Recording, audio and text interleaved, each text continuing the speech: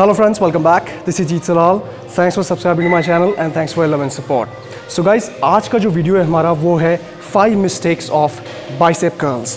अक्सर जो लोग गलतियां करते हैं बाइसेप कर्ल्स लगाते हुए, जिसकी वजह से उनका बाइसेप ग्रो नहीं हो पाता, बाइसेप का पीक नहीं डेवलप हो पाता, आर्म बड़ा नहीं हो पाता। तो आज मैं वो सारी गलतियां आपको बताऊंगा और साथ में उनको कैसे करेक्ट करना है, क्या सॉल्यूशंस हैं वो भी बताऊंगा।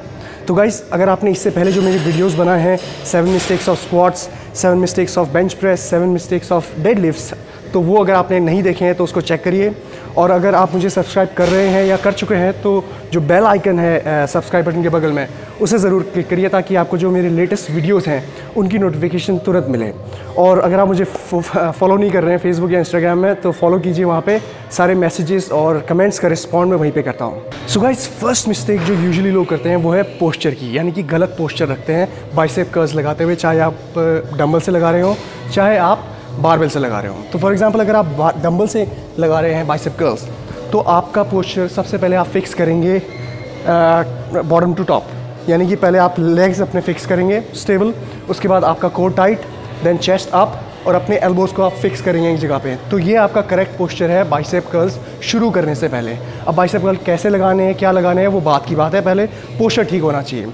पोस्चर गलत होने की वजह से कुछ लोग इस तरह से लगाते हैं बाइसेप कर्ल्स, कुछ लोग इस तरह से लगाते हैं बाइसेप कर्ल्स, तो ये दोनों पोस्चर गलत हैं। और इससे होता क्या है कि आपकी इंजरी होने के चांसेस बढ़ जाते हैं। जब वेट लाइट होता है बारबेल में, डंबल में, तो तब तो कोई प्रॉब्लम नहीं होती, लेकिन जब वेट बढ़ने लगता है, आप अपने 6 to 8 रेपिटेशन, 4 to 5 रेपिटेशन जब आप लगाने लगते हैं तो गलत पोस्चर होने की वजह से, लूज़ बॉडी होने की वजह से, कोर टाइट नहीं होने की वजह से इंजरी के चांसेस बहुत ज़्यादा बढ़ जाते हैं। तो ये गलती मत करिए आप। सो गाइस, दूसरी मिस्टेक बहुत ही कॉमन मिस्टेक है और अक्सर लोग करते हैं इसको जिम्स में, वो ये है कि आप अपने बाइसेप कर्ल्स में जो आपकी रिस्ट है उसको न्यूट्रल ग्रिप में ले आते हैं, यानी कि आप हैमर कर्ल करने लग जाते हैं जब आप बाइसेप कर्ल्स कर रहे हैं। तो उससे क्या होता है कि जो टेंशन है जो आपकी बाइसेप में रहनी चाहिए वो बदल के आ जाती है आपकी ब्रैकियोरेडियलिस, यानी कि आपके फोर आर्म्स और आउटर बाइसेप में। तो बाइसेप कर्ल का मेन मकसद ही है कि आपके इस चीज़ को, इस हिस्से को ट्रेन करे, और वो तभी होगा जब आपका पूरा tension throughout the rep आपके बाइसेप में रहेगा। यानी कि आप सोचिए, जब आप अपने हाथ को आप सीधा सिर्फ बिना वेट के भी अगर आप इस पोजीशन में रखेंगे तो पूरा टेंशन आपको यहाँ पे आएगा। लेकिन कुछ लोग क्या करते हैं कि नीचे ले जाते हैं, आप इसको न्यूट्रल ग्रिप में ले आते हैं, हैमर पोजीशन में ले आते हैं, और ऊपर लाते में भी यहाँ तक आप उसको जब रैप शुरू करते हैं तो हाफ आपका रैप न्यूट्रल ग्रिप में चलता है, हैमर पोजीशन में चलता है, और उसके बाद आप इसको कर्ल करते हैं तो आपका जो मूवमेंट है वो हाफ आता है आपके बाइसेप में। तो ये बहुत ही बड़ा रीज़न है लोगों का बाइसेप ग्रो नहीं होने का। तो इसका सलूशन क्या है? इसका सलूशन मैं आपको बताता हूँ कि जब भी आप बाइसेप कर्ल्स लगाएं तो आप डंबल को ऐसे बिल्कुल ना रखें, चाहे जितने बड़े डंबल हों, चाहे 30 kg से आप उठा रहे हैं, डंबल्स हमेशा यूँ रखिए। तो उससे क्या होगा कि थ्रू आउट आपके एक्सरसाइज में, रैप में आपका टेंशन बाइसेप में रहेगा। मैंने ऐसे पकड़े हुए डंबल, अभी तक मुझे स्ट्रेच फील हो रहा है अपने बाइसेप में। तो आप यूँ जब कर्ल्स लगाएंगे तब आपको मैक्सिमम कॉन्ट्रैक्शन और मैक्सिमम स्ट्रेच आपको सिर्फ और सिर्फ बाइसेप में मिलेगा रादर देन इसके। ठीक है, कुछ लोग कहते हैं कि आप नीचे से उठाइए यूँ, कुछ फ़ायदा नहीं है, इस तरह से आप करेंगे। ठीक है, proper contraction, proper stretch. So guys, third point इसमें आता है हमारा एल्बो मूव करने का। अब अक्सर लोग कहते हैं कि आपको एल्बो मूव नहीं करना है बाइसेप जब आप लगा रहे हैं, तो मैं यहाँ पे कह रहा हूँ कि आपको एल्बो मूव करना पड़ेगा अगर आप अपने बाइसेप में सही कॉन्ट्रैक्शन चाहते हैं। तो मैं क्यों कह रहा हूँ ऐसा, और उसका रीज़न ये है कि जब भी आप बाइसेप कर्ल्स लगाते हैं तो आपका एल्बो लॉक होता है, आपका शोल्डर जॉइंट लॉक होता है। ठीक है, तो जब आप कर्ल्स लगाएंगे इस तरह तो आप अपने डंबल को इससे ज़्यादा ऊपर लेके नहीं आएंगे और इससे ज़्यादा नहीं ला पाएंगे और इससे ज़्यादा कॉन्ट्रैक्शन आपको नहीं मिलेगा। तो जब आपको एल्बो मूव इसीलिए करना पड़ेगा क्योंकि जब आपका रैप ख़त्म हो रहा है, अगर आप मूव करेंगे अपना एल्बो तो आपको मैक्सिमम कॉन्ट्रैक्शन मिलेगा यहाँ पे, और ये करना बहुत ज़रूरी है।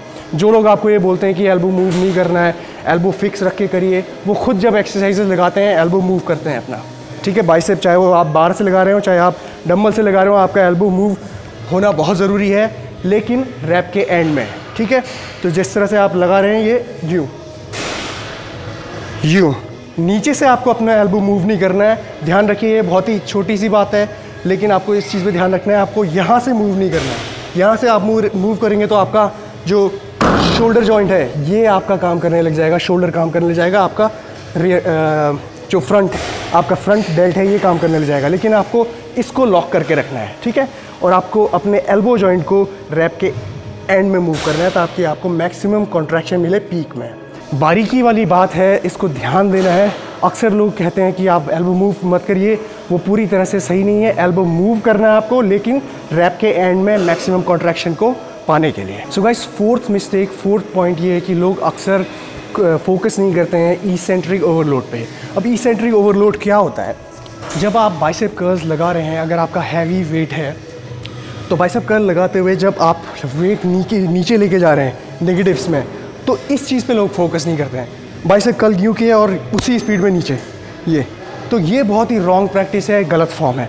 जब भी आप बाइसेप कर्ल्स लगा रहे हैं तो आपका पूरा फोकस आपके इसेंट्रिक ओवरलोड में होना चाहिए ताकि आपको पूरी तरह से स्ट्रेच मिले, आपका मसल एक्टिवेशन ज़्यादा हो, और इससे बहुत फ़र्क पड़ता है ये।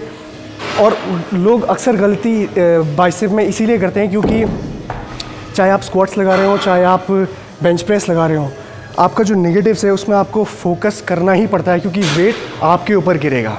लेकिन बाइसेप कर्ल्स लगाते हुए लोग अक्सर इसका फ़ायदा नहीं उठा पाते हैं क्योंकि लोड आप जब छोड़ सकते हैं और आपको ज़्यादा प्रॉब्लम नहीं होगी लोड छोड़ने में। लेकिन स्क्वाट्स और बेंच प्रेस में अगर आप लोड छोड़ेंगे तो वो आपको इंजर कर सकता है, बहुत सारी चोट लग सकती है आपको। तो अक्सर लोग इसमें इसेंट्रिक पे फोकस नहीं करते और एकदम से वेट छोड़ देते हैं, वो नहीं करना है आपको। सो गाइस, फिफ्थ मिस्टेक अक्सर लोग ये करते हैं कि डरते हैं चीट रैप लगाने से। गाइस, अगर आप एक्सरसाइज लगा रहे हैं, चाहे आप कोई भी एक्सरसाइज लगा रहे हैं, बाइसेप ही नहीं, चाहे आप बेंच प्रेस लगा रहे हैं, कुछ भी लगा रहे हैं, चीट रैप करना गलत नहीं है। अगर आप 4 to 5 रेपिटेशन के लिए जा रहे हैं और हैवी वेट है आपका बारबेल में और आप हल्का सा चीट ले रहे हैं, अपने लेवरेज ले रहे हैं अपने शोल्डर का, तो कोई इसमें गलत बात नहीं है। लेकिन आपको ये ध्यान देना है कि अगर आप चीट करके वेट को लिफ्ट कर रहे हैं, हैवी वेट, तो उसके बाद जो इसेंट्रिक ओवरलोड है, जो नेगेटिव्स हैं, उसमें आपका पूरा कंट्रोल हो। और ये कंट्रोल आपको बेनिफिट देगा बहुत सारी चीज़ों में। जो मैंने इससे पहले आपको डेडलिफ्ट की एक्सरसाइज बताई थी जिसमें बाइसेप टेंडन होने का खतरा होता है, वो इसीलिए होता है क्योंकि लोग इसेंट्रिक ओवरलोड पे फोकस नहीं करते जब वो बाइसेप कर्ल्स लगा रहे हैं। तो अगर आप चीट रैप का इस्तेमाल कर रहे हैं तो उसका बेनिफिट भी आपको मिलेगा। अगर आप इसेंट्रिक ओवरलोड पे फोकस करेंगे तो इसका बेनिफिट आपको इस तरह से उठाना है। चीटिंग करना, चीट रैप्स लगाना कोई गलत बात नहीं है। हल्का बॉडी का मूवमेंट और हल्का शोल्डर का मूवमेंट इस्तेमाल करना गलत नहीं है, क्योंकि कोई भी ऐसी एक्सरसाइज नहीं है जो आइसोलेशन मूवमेंट जिसे हम कह सकते हैं। हर मूवमेंट आपका कंपाउंड मूवमेंट ही होता है। अगर आप चाहे बाइसेप कर्ल्स भी लगा रहे हैं तो उसमें भी आपका शोल्डर, आपका फोर आर्म्स, आपके रिस्ट, हर चीज़ यूज़ हो रही है। तो एक से ज़्यादा पार्ट, एक से ज़्यादा मसल यूज़ हो रहा है, तो वो कंपाउंड मूवमेंट ही है, राइट।